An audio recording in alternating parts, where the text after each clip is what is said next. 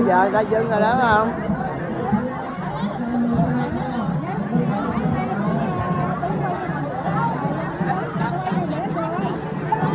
Vậy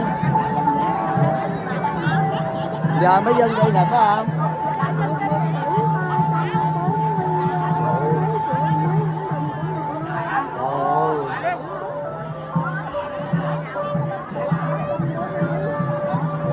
Thôi giờ ta dưng đi nè.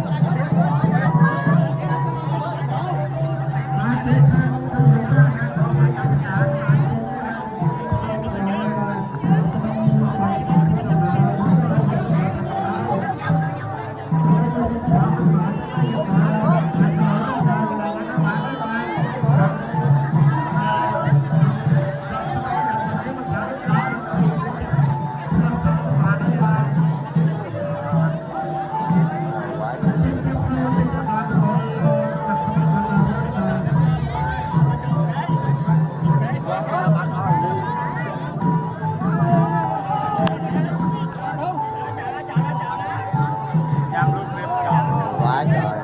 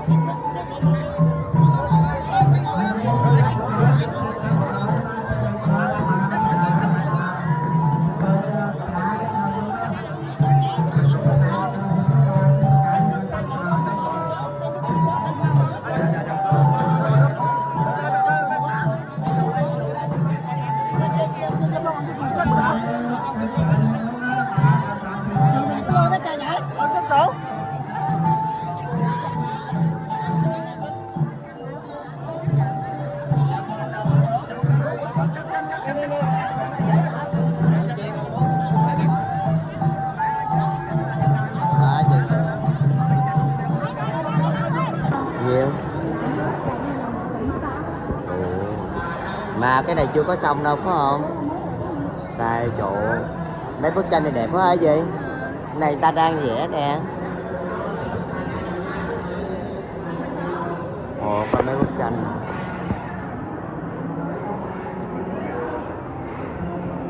này là đang vẽ chưa hoàn thiện xong nha.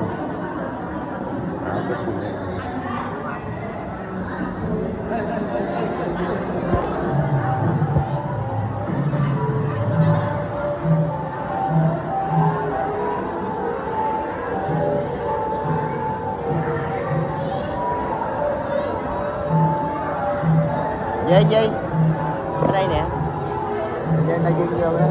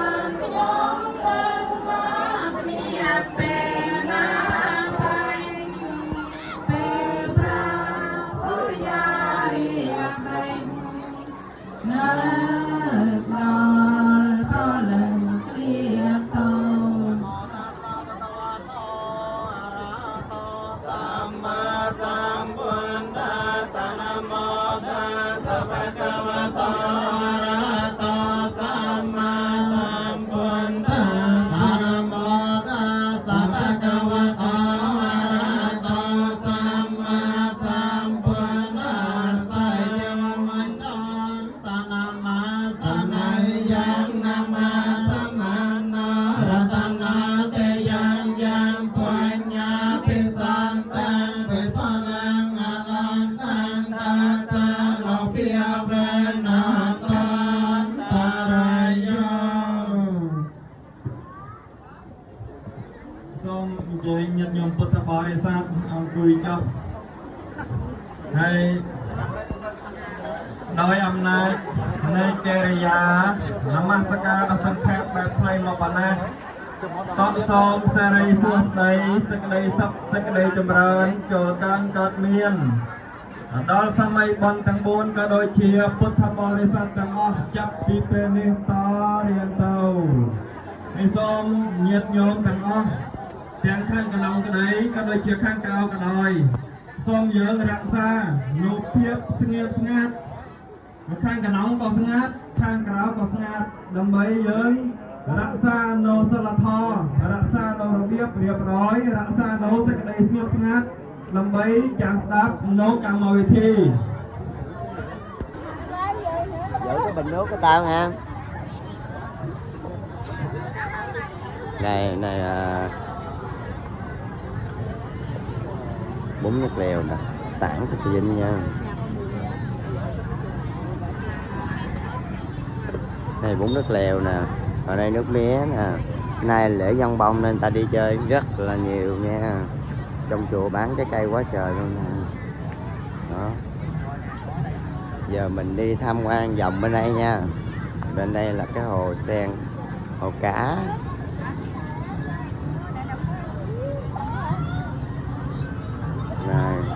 Đây là tượng Phật.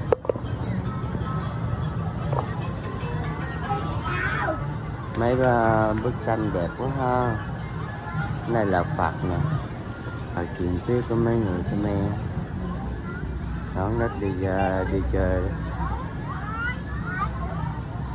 Hôm nay nít đi xem Dân Bông quá trời đông. Đó bên này nữa nè. Bức tranh nào cũng đẹp hết trơn.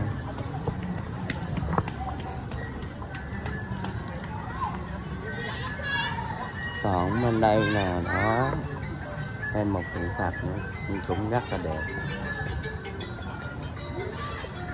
Đây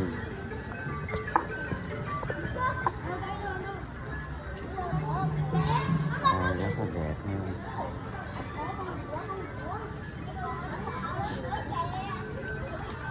Phong cảnh ở đây rất là mát. Chùa này, chùa Khmer rất lớn.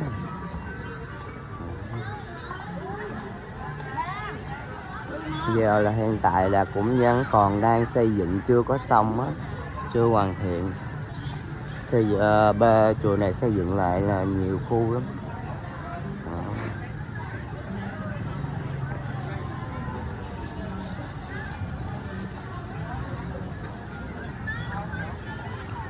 Này.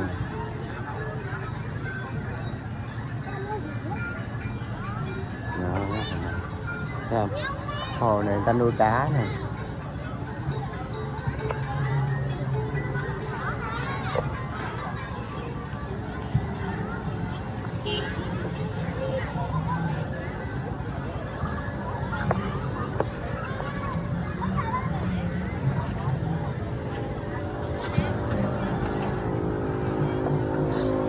Kéo bóng ron.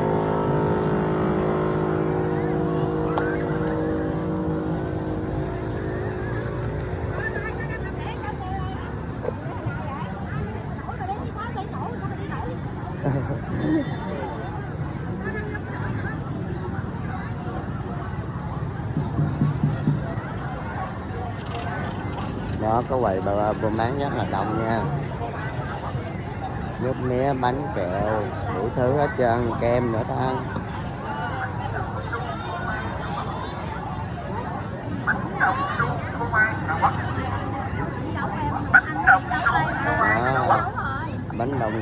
Bánh đồng xu phô mai Hàn Quốc. Quá trời đông. Nay ta đi Dân Bông đi lễ chùa. Đó có con cá bong bóng.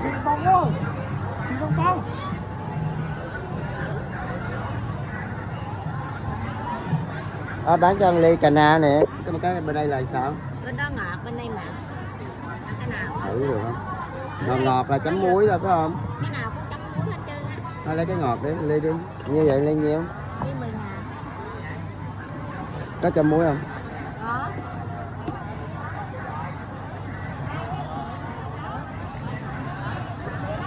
Đây cà na miền Tây nghe quý vị ơi. Nam Tây à. Cho 2 cây đi. Xin 2 2 mặt ngàn. Nó mua ly cà na nè ha. Đây bán gì vậy?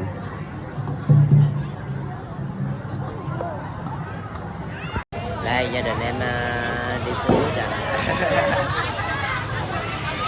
Ở chùa Trà Vinh nha, chùa Đầu Dòng nè. Bé đi mấy bé ơi, rồi xong đi tiếp.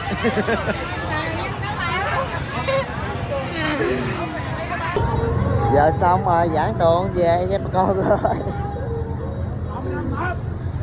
Giờ dân bông xong rồi đó, ta đi về hết trơn, mấy người múa ta đi về hết trơn rồi không? Giờ mình cũng đi về thôi.